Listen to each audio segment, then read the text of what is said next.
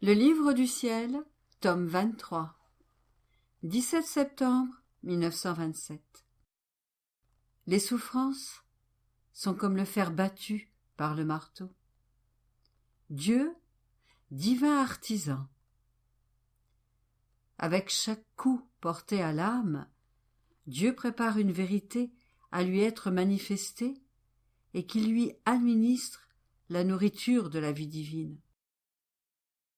Différence entre la croix de l'humanité de Jésus et les croix de la divine volonté, du divin fiat. La passion inconnue de Jésus. La divine volonté vit isolée et crucifiée au milieu de la famille humaine. La souffrance ressentie par la divine volonté dans toute la création est telle que la terre en éclate de douleur. La divine volonté est son acte incessant. Le premier acte dans la créature est la volonté. Mon Jésus, vie de mon pauvre cœur, viens soutenir ma faiblesse. Je suis encore une petite enfant et j'ai un besoin extrême que tu me tiennes dans tes bras, que tu mettes tes paroles dans ma bouche, que tu me donnes tes pensées, ta lumière, ton amour et ta volonté même. Et si tu ne le fais pas, je serai comme une enfant capricieuse et je ne ferai rien. Si tu aimes tant faire connaître ta très sainte volonté, tu seras le premier à faire le sacrifice. Je viendrai en second lieu. Aussi, mon amour, transforme-moi en toi. Débarrasse-moi de ma mollesse, car ça ne peut plus durer, et je veux continuer à accomplir ton éternelle volonté même au prix de ma vie. Je continuais de m'abandonner à la divine volonté, et je me sentais dans un cauchemar de souffrance. Mon Jésus, bien-aimé, me pressant contre lui pour me donner des forces, me dit « Ma fille, les souffrances sont comme le fer battu par le marteau, qui en fait jaillir des étincelles de lumière et le chauffe au point qu'il se transmue en feu. Sous les coups qu'il reçoit, le fer perd sa dureté et se ramollit de telle sorte que l'on peut lui donner la forme désirée. Telle est l'âme sous les coups de la souffrance. Elle perd sa dureté, lance des étincelles de lumière, se transforme en mon amour et devient le feu. Et moi, le divin artisan, voyant que cette âme est devenue souple, je lui donne la forme que je veux. Oh, quel délice de pouvoir la rendre belle! Je suis un artisan jaloux, et je me vante de ce que personne ne peut ni ne sait donner à mes statues et à mes vases, ces formes et cette beauté, et plus encore dans les moindres détails. Et je convertis en vérité toutes les lumières qui étincellent. Ainsi, avec chaque coup que je porte à l'âme, je prépare une vérité à lui manifester, car chaque coup est une étincelle que l'âme fait sortir d'elle-même. Et je ne perds pas les étincelles, comme fait le forgeron qui bat le fer, car je me sers de ces étincelles en les revêtant de la lumière de vérité étonnante, de telle sorte qu'elles servent de vêtements magnifiques à l'âme et lui administrent la nourriture de la vie divine. Après quoi, je suivis mon doux Jésus, mais il était si affligé et souffrant que j'en fus ému de pitié, et je lui dis « Dis-moi, mon amour, ce qui ne va pas. Pourquoi souffres-tu autant ?» Et Jésus ajouta « Ma fille, je souffre de la grande douleur de ma volonté. Mon humanité a souffert. Elle a eu sa croix. mais la vie de mon humanité fut brève sur la terre. Au contraire, la vie de ma volonté est longue parmi les créatures. Elle dure déjà depuis 6000 ans et continuera encore. Et sais-tu ce qui est sa croix continuelle? La volonté humaine. Chaque acte de la volonté humaine opposé à la divine volonté et chaque acte de ma volonté que l'âme ne reçoit pas est une croix qui se forme pour mon éternelle volonté. Ces croix sont par conséquent innombrables. Si tu regardes toute la création, tu la verras remplie de croix formées de la volonté humaine. Regarde le soleil. Ma divine volonté apporte la lumière du soleil aux créatures, et elles prennent cette lumière sans reconnaître qui leur apporte cette lumière. Et ma volonté reçoit autant de croix dans le soleil que de créatures qui ne reconnaissent pas ma volonté dans sa lumière. Et tout en profitant de cette lumière, les créatures s'en servent pour offenser la divine volonté qui les illumine. Oh, comme il est difficile et douloureux de faire le bien et de ne pas être reconnu. Le vent est rempli de croix. Chacun de ses souffles est un bienfait qu'il apporte aux créatures. Elles prennent et aiment ce bien, mais elles ne reconnaissent pas celle qui les caresse dans le vent, les rafraîchit et purifie l'air pour elles. Et ma volonté sent ainsi des clous d'ingratitude s'enfoncer et des croix se former à chaque souffle du vent. L'eau, la mer et la terre sont pleines de croix formées par la volonté humaine. Qui se sert de l'eau, de la mer et de la terre? Tout le monde. Et pourtant, ma volonté qui conserve toutes choses et qui est la vie de toutes les choses créées n'est pas reconnue et demeure isolée dans ces choses créées pour ne recevoir que les croix de l'ingratitude humaine.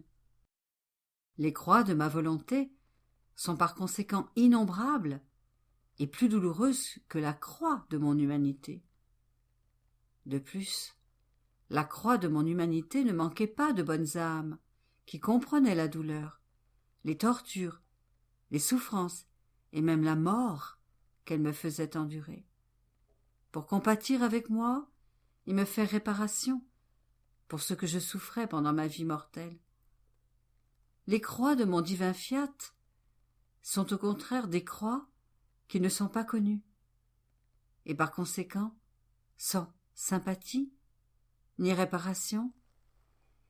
Ainsi, la souffrance ressentie par ma divine volonté dans toute la création est telle que c'est tantôt la terre qui en éclate de douleur, tantôt la mer et tantôt le vent, et dans sa douleur, ma divine volonté se décharge par des fléaux de destruction. C'est la douleur extrême de la divine volonté qui, incapable d'aller plus loin, frappe ceux qui ne la reconnaissent pas.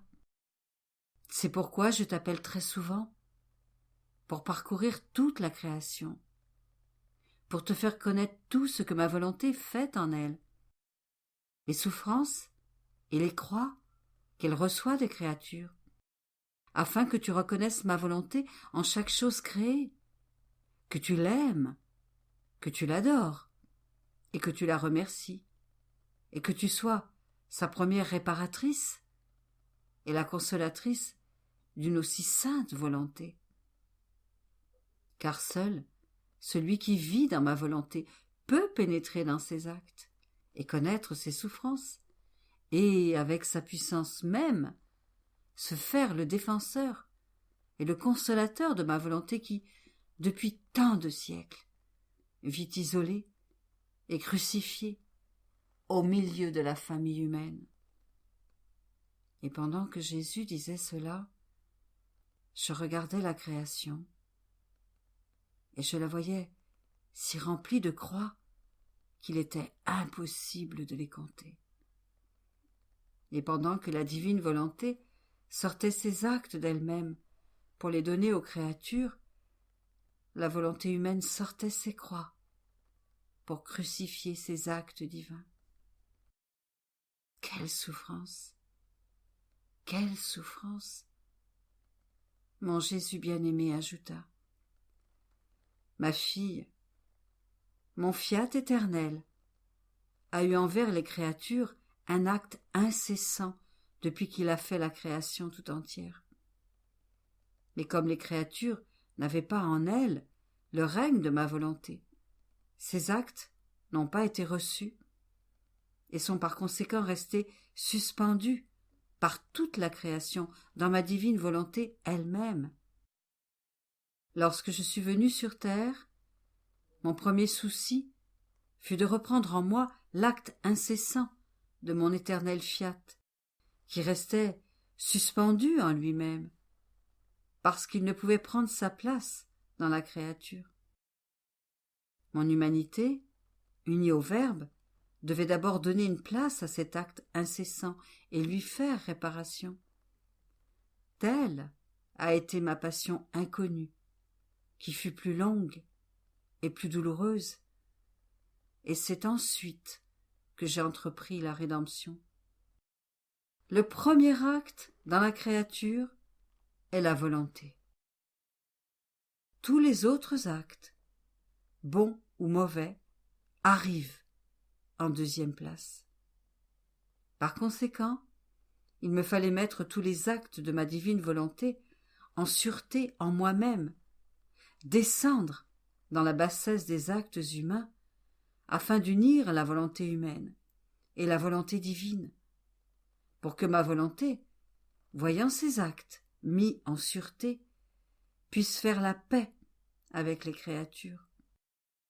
Je t'invite maintenant à reprendre en toi ces actes rejetés par mes créatures, car ma volonté continue son acte incessant, et elle ne trouve personne qui le reçoive, qui le veuille ou qui le connaisse. Sois par conséquent attentive à travailler et à souffrir avec moi, pour le triomphe du royaume de ma divine volonté. 21 septembre 1927. Demandez le royaume de la divine volonté dans les choses créées. Chaque chose créée a un office. Chacune possède une des qualités de Dieu. Preuve certaine que c'est Jésus qui parle à Louisa. Une vérité manifestée est plus qu'un miracle. Elle apporte avec elle la vie divine permanente et possède la vertu de renouveler le monde. La manifestation des vérités de la divine volonté au monde restaure l'image de Dieu pour la créature. Je parcourrai toute la création en demandant le royaume du fiat suprême en chaque chose créée. Mon Jésus adoré, se manifestant en moi, me dit: Ma fille, comme toutes les choses créées sont fixées en Dieu, lorsque tu demandes le royaume de ma divine volonté en chacune d'elles, les choses créées s'émeuvent en Dieu et demandent mon royaume. Chacune d'elles forme une vague de supplication, mouvement incessant qui demande ce que tu veux. Et comme les choses créées ne sont rien d'autre que des actes sortis de ma divine volonté, laquelle donne un office à chacune d'elles, en demandant mon royaume en chaque chose créée, tu mets en mouvement autour de l'être divin tous les offices des actes de ma suprême volonté, et tu fais demander le royaume de notre volonté à notre bonté, à notre puissance, à notre justice et à notre amour, à notre miséricorde et à notre sagesse. Et cela parce que chaque chose créée contient une de nos qualités. Et nous sentons, l'une après l'autre, les vagues de notre bonté, de notre puissance, de notre justice, de notre amour, de notre miséricorde et de notre sagesse qui, de manière divine, supplie, prie et implore le royaume du divin fiat parmi les créatures. Et nous, En nous voyant à ce point priés par notre divine volonté, nous demandons: qui est celle qui met en mouvement une aussi grande volonté avec tous ces actes innombrables pour nous demander d'accorder notre royaume aux créatures? Et nos actes nous répondent: c'est la petite fille de l'éternelle volonté, c'est notre fille à tous, qui avec tant d'amour émeut nos actes pour demander ce que nous voulons tous. Et dans l'excès de notre amour, nous disons: ah, c'est la petite fille de notre volonté. Qu'elle le fasse. C'est à elle qu'il a été donné de pénétrer partout. Laissez-lui libre cours, car elle ne fera et ne demandera rien d'autre que ce que nous voulons. Je pensais après cela à tout ce que mon Jésus adoré m'avait dit concernant sa divine volonté, comme si je voulais d'autres preuves, plus certaines, que c'était bien Jésus qui me parlait. Et Jésus, se manifestant en moi, me dit: ma fille, il n'existe pas d'autre preuve plus certaine et plus sûre, et qui puisse faire plus de bien à toi-même comme aux autres, que de t'avoir manifesté tant de vérité. La vérité est plus qu'un miracle. Elle apporte avec elle la vie divine permanente. Elle transporte la vérité avec sa vie là où elle va, et en celui qui l'écoute, pour se donner à qui la veut. Par conséquent, mes vérités sont des lumières éternelles qui ne peuvent s'éteindre, et la vérité est une vie qui ne finit jamais. Quel bien mes vérités peuvent-elles produire? Elles peuvent former les saints, elles peuvent convertir les âmes, elles peuvent chasser les ténèbres, et elles ont la vertu de renouveler le monde. J'opère par conséquent un plus grand miracle lorsque je manifeste une seule de mes vérités, que lorsque je donne d'autres preuves pour montrer que c'est moi qui vais vers l'âme, ou lorsque j'accomplis d'autres choses miraculeuses, parce que ces choses ne sont que l'ombre de ma puissance, une lumière passagère, et comme elle est passagère, elle n'apporte pas à tous la vertu miraculeuse, mais se limite à l'individu qui a reçu le miracle. Et souvent, celui qui a reçu le miracle ne devient même pas saint. En revanche, la vérité contient la vie, et en tant que vie, elle apporte sa vertu à qui la veut. Sois certaine, ma fille, que si en venant dans le monde, je n'avais pas dit tant de vérité dans l'Évangile, même en ayant fait des miracles, la rédemption aurait été arrêtée, sans développement, parce que les créatures n'auraient rien trouvé, ni enseignement, ni lumière de vérité, pour apprendre les remèdes en vue de trouver la voie qui conduit au ciel. Il en aurait été de même pour toi, si je ne t'avais pas dit tant de vérité, spécialement au sujet de mon adorable volonté, ce qui a été le plus grand miracle que j'ai accompli en ces temps. Sans ces vérités, quel bien aurait apporté cette grande mission qui t'a été confiée de faire connaître le royaume du divin fiat?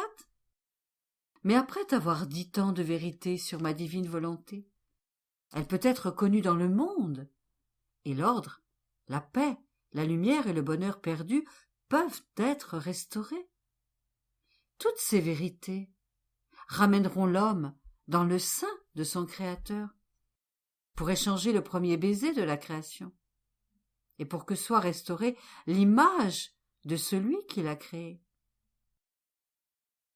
Si tu savais le grand bien que toutes les vérités que je t'ai dites apportera aux créatures, ton cœur exploserait de joie.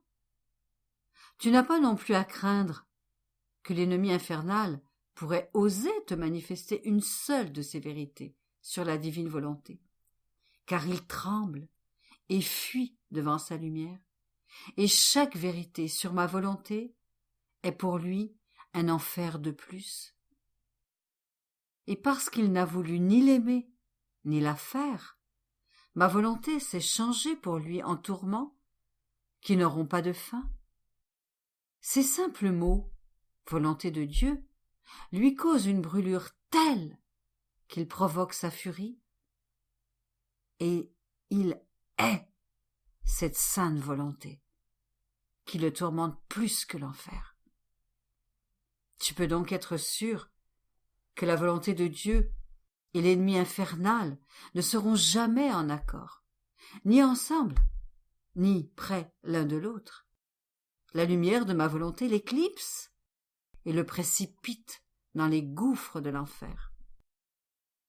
Par conséquent, je te recommande de ne pas perdre une seule vérité, ni un simple mot concernant ma divine volonté, car tout doit servir à compléter la chaîne des miracles éternels, à faire connaître le royaume de ma divine volonté, et à rendre aux créatures leur bonheur perdu. 25 septembre 1927. Dans la mer de la divine volonté, certain que Louisa ne peut s'en éloigner, Jésus la quitte et elle le perd de vue. Celui qui vit dans la divine volonté cesse de trouver des moyens d'en sortir. Dans la création, Dieu a mis un bien pour les créatures en chaque chose créée. Vivre des réflexions du soleil dans la divine volonté.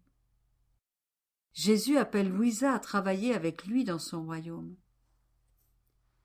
Jésus enfermait dans son humanité non seulement tous les biens de la rédemption, mais aussi tous les actes et tous les biens des enfants du royaume du divin fiat.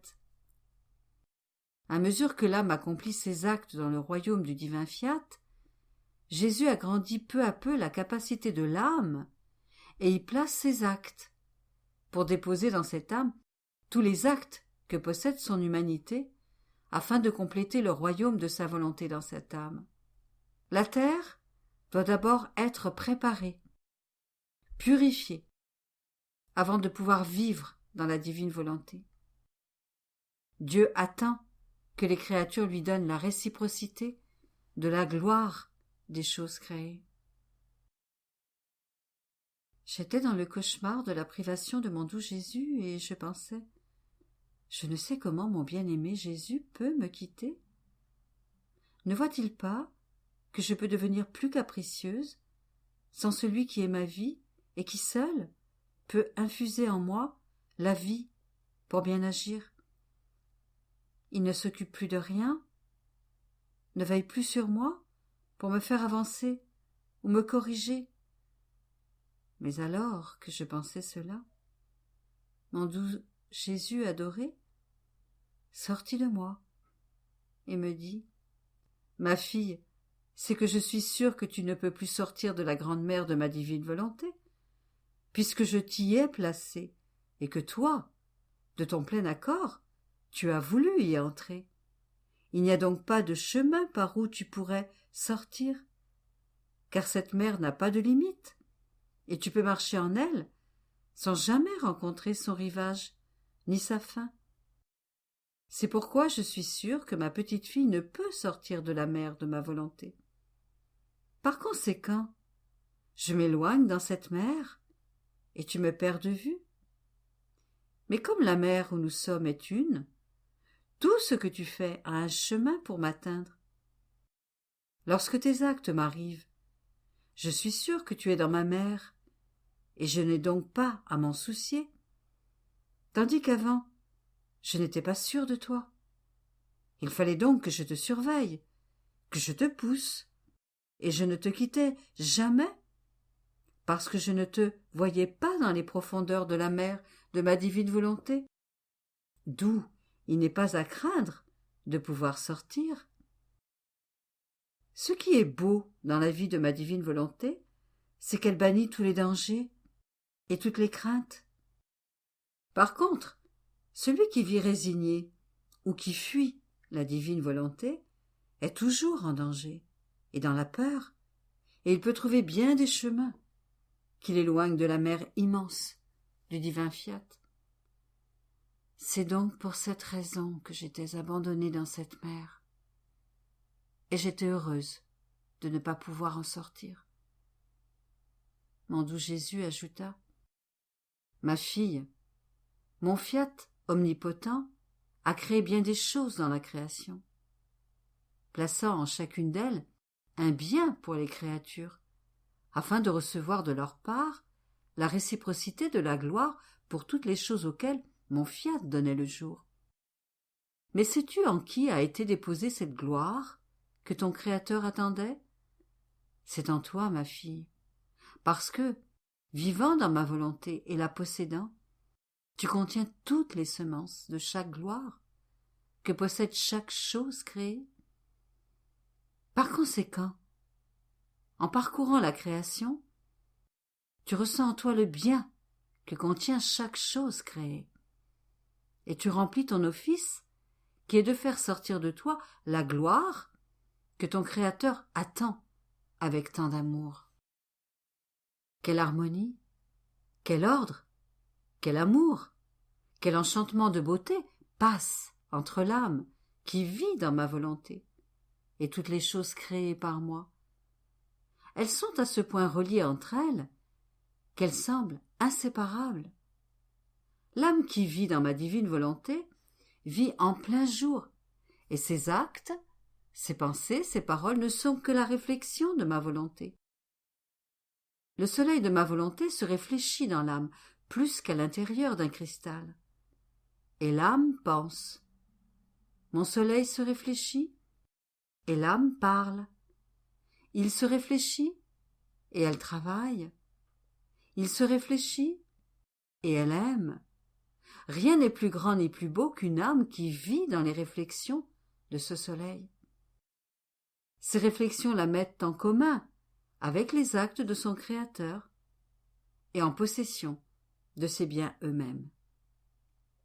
Par ailleurs, tu dois savoir que comme mon humanité renfermait tous les biens de la rédemption et les manifestait pour le bien des rachetés, mon humanité voulait enclore en elle tous les actes et tous les biens des enfants du royaume de mon divin fiat. Par conséquent, lorsque l'âme agit en lui, j'augmente la capacité de l'âme et j'y place mes actes.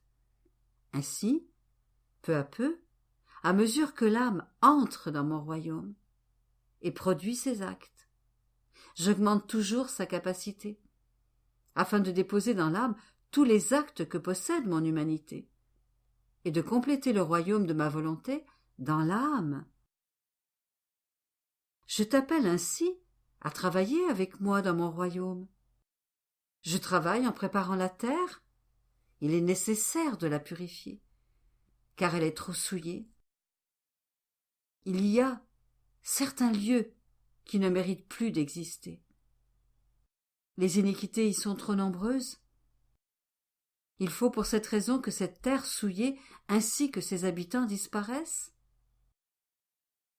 Le royaume de ma divine volonté est le plus saint, le plus pur, le plus beau et le plus ordonné royaume qui doit venir sur la terre. Il est donc nécessaire que la terre soit préparée, purifiée. Par conséquent, pendant que je travaille à la purifier, et s'il le faut à détruire des lieux et des peuples indignes d'un royaume aussi saint, tu travailleras à émouvoir le ciel et la terre par tes actes accomplis dans ma volonté. L'écho que tu feras se répercuter dans toute la création pour demander le royaume de mon fiat sera incessant. Tes actes continuels, et si nécessaire, tes souffrances et même ta vie devront implorer un si grand bien et un royaume qui apportera tant de bonheur. Aussi, ne te préoccupe de rien, sinon du travail que tu dois faire.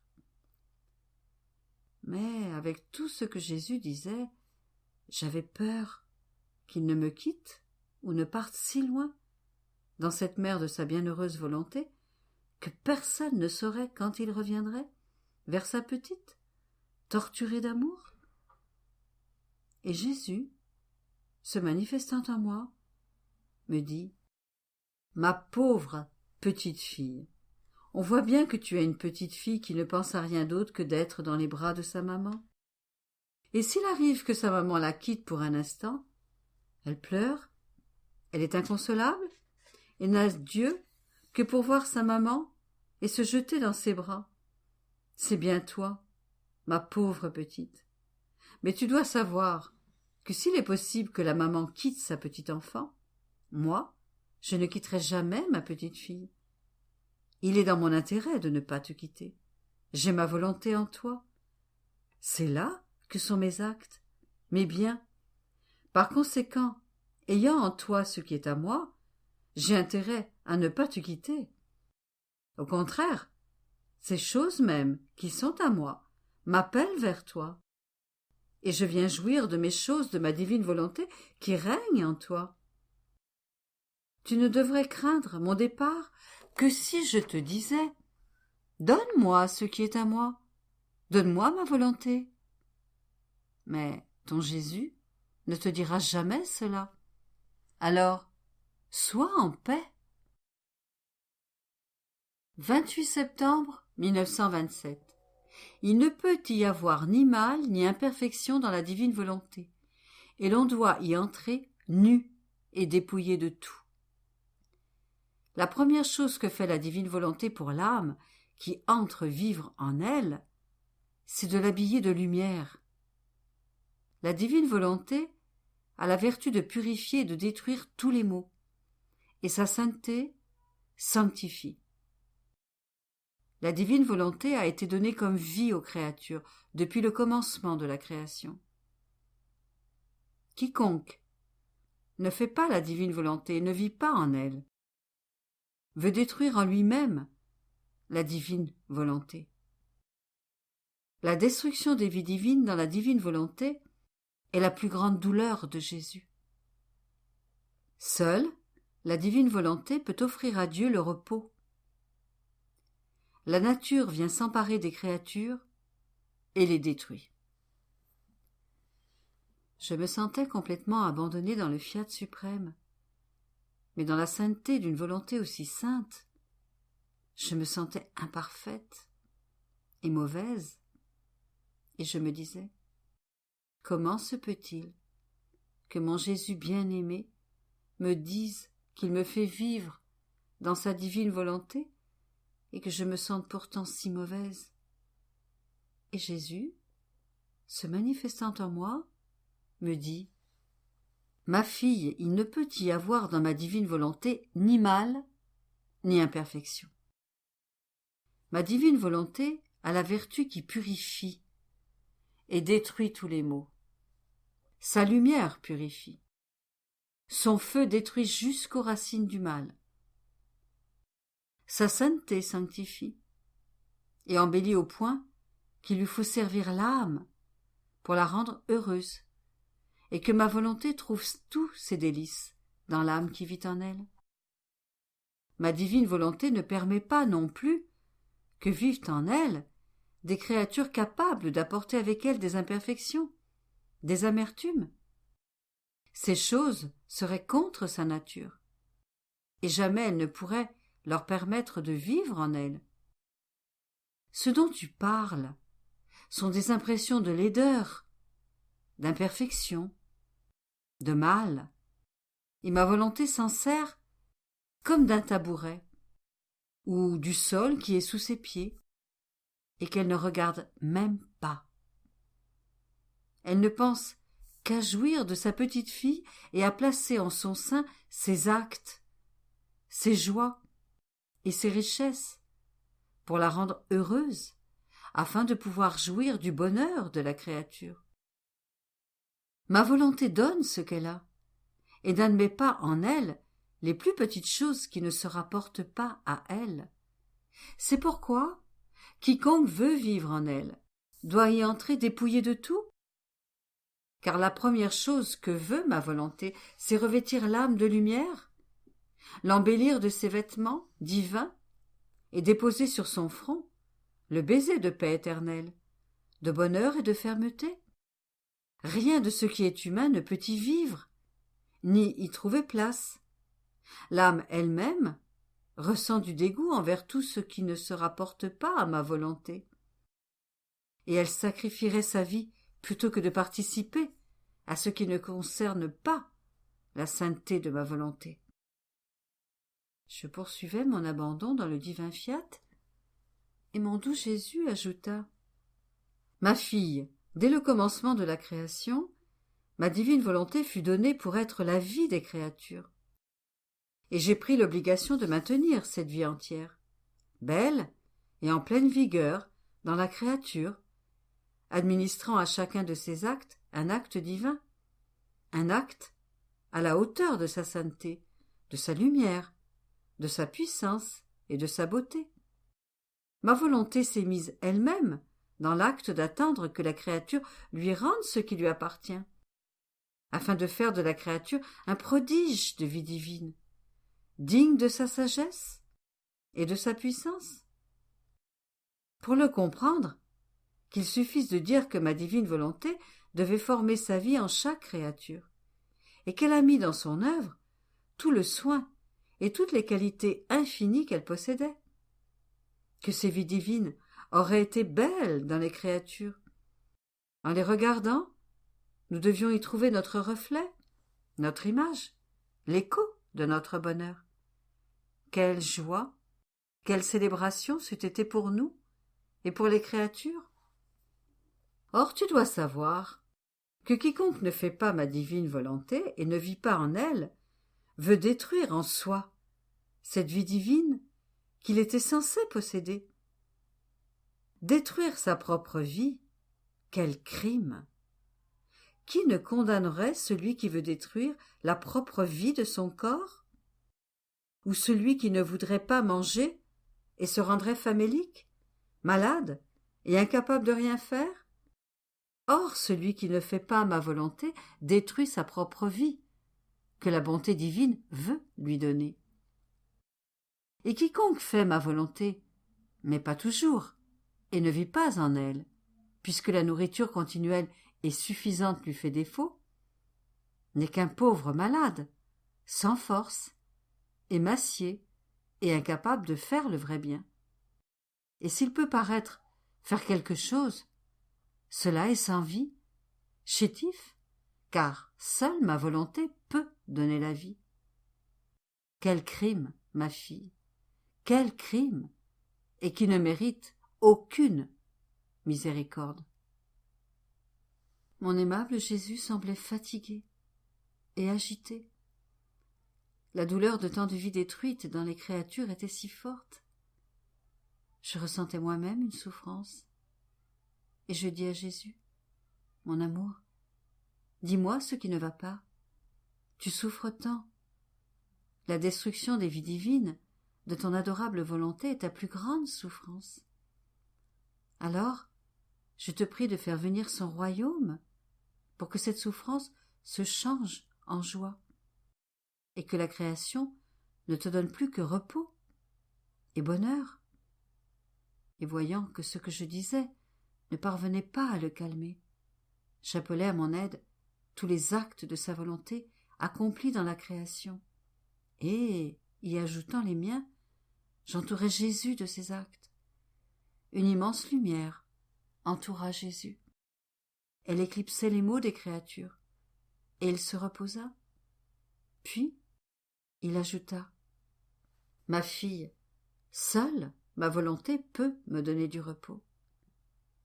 Si tu veux me calmer, lorsque tu me vois agitée, prête-toi au développement de la vie de ma volonté en toi. Et en faisant tien ces actes, je verrai en toi sa lumière, sa sainteté et ces joies infinies qui me donneront le repos. Et je m'arrêterai à un instant de châtier ces créatures, si peu méritantes de ces vies divines, qu'elles les détruisent en elles-mêmes et qui méritent que je détruise tout leur bien naturel et leur vie même. Ne vois-tu pas que la mer outrepasse ses rivages pour emporter ses vies et les entraîner dans son sein? Le vent, la terre, presque tous les éléments se lèvent pour emporter les créatures et les détruire. Ce sont les actes de ma volonté répandus dans la création pour l'amour des créatures. Et, comme ils ne sont pas reçus avec amour, ils se convertissent en justice. J'étais terrifiée à cette vue, et j'ai prié pour que mon très bon Jésus se calme et que vienne bientôt le royaume du divin Fiat.